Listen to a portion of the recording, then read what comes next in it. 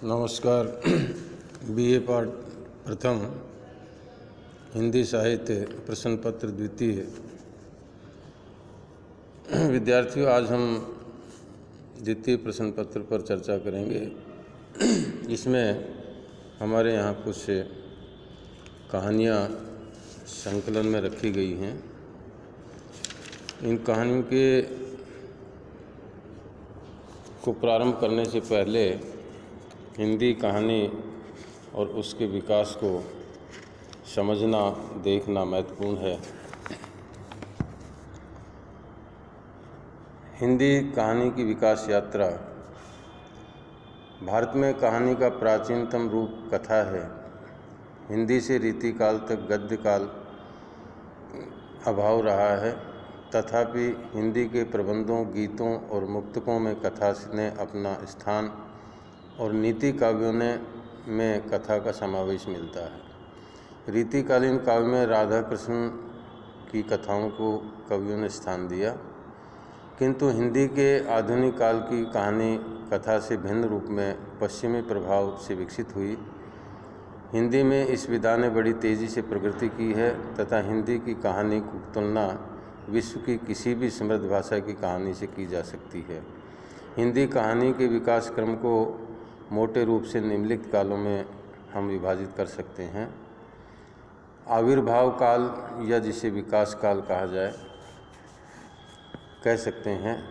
भारतेंदु से पूर्व ही आधुनिकता कहानी की कथात्मकता का सूत्रपात पौराणिक कथाओं पर व अतिरंजित कल्पना पर आधारित लल्लू लाल की प्रेम सागर, सदल मिश्र की नासिकेत उपाख्यान तथा इंसा अल्लाह खां की रानी केतकी की कहानी जैसी रचनाओं में हो गया था।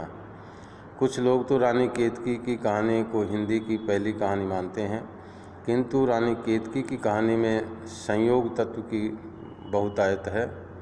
इन रचनाओं अथवा इस प्रकार की अन्य रचनाओं में चमत्कारपूर्ण तथा आश्चर्यजनक एवं अलौकिक घटनाओं की भरमार है।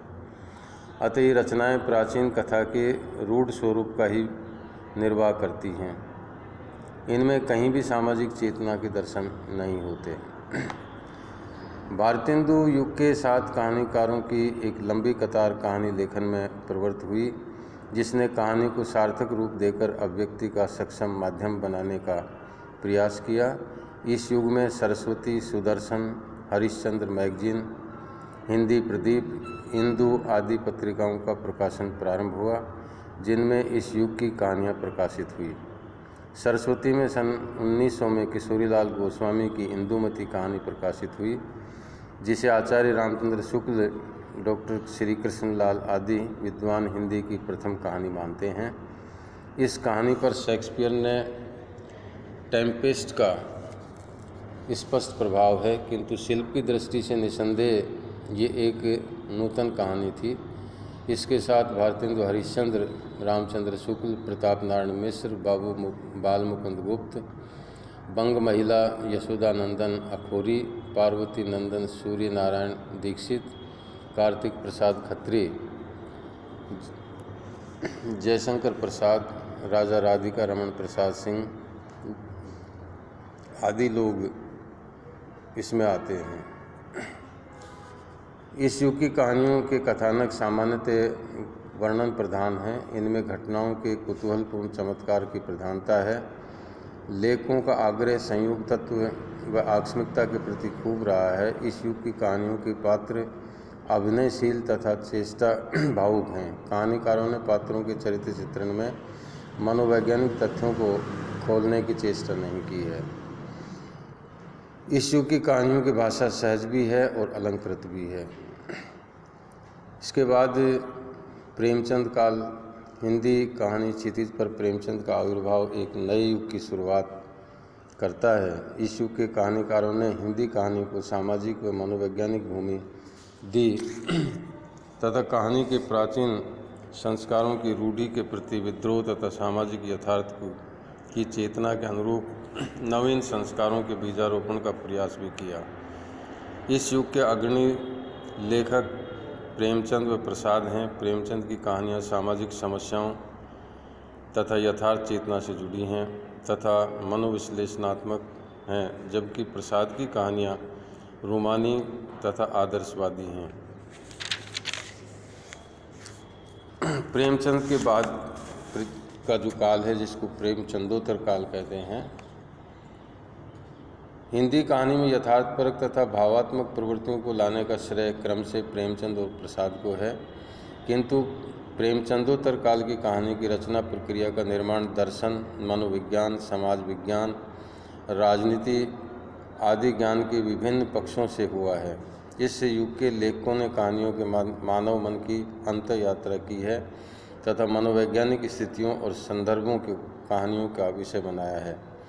इस युग के कहानीकारों पर फ्राइड के मनोविश्लेषण और अचेतन मन संबंधी अध्ययन का बहुत प्रभाव पड़ा है। जैनेन्द्र आज्ञा तथा इलाचंद्र जोशी इस युग के तथा इस धारा के प्रतिनिधि कहानीकार हैं। नवीन युग 1950 के पश्चात की कहानी को हम नवीन युग की कहानी कह सकते हैं। जो प्रवृत्तियां इस काल की कहानी में मिलती हैं उनका सूत्रपात प्रेमचंदोत्तर काल में ही हो गया था तथा प्रेमचंदोत्तर काल के पर्याप्त कहानीकार आज तक कहानियाँ लिख रहे हैं। लेकिन फिर भी नई पीढ़ी के कहानीकारों ने कथ्य, शिल्प तथा भाषा की दृष्टि से कहानी को जो नई आधार भूमि दी, उसने इस युग की कहानी संबंधी सभी परंपरागत रूढ़ियों को तोड़ा है तथा इस युग का कहानीकार अपने परिवेश की समस्याओं के प्रति अधिक जागरूक है। स्वतंत्रता के पश्चात कहानी की विभिन्न धाराएं, जिसमें नई कहानी उस बदले हुए परिवेश की कहानी है जिसमें परंपरागत सामाजिक जीवन, सांस्कृतिक मूल्यों का विघटन, पुराने मूल्यों का अस्वीकार, औद्योगिकरण से व्युत्पन्न जीवन समस्याएं, आर्थिक विशेषताएं तथा वर्ग संघर्ष, अनास्थापूर्ण व्यक्तिवादिता, महानगरीय जीवन का आतंक, बदलते परस्पर संबंध आदि समाविष्ट होते हैं। नई कहानी में कहानीकार ने इस नए परिवेश को ईमानदारी से अभिव्यक्ति दी है, अतः उसकी अनुभूति अधिक प्रामाणिक है। इस प्रकार से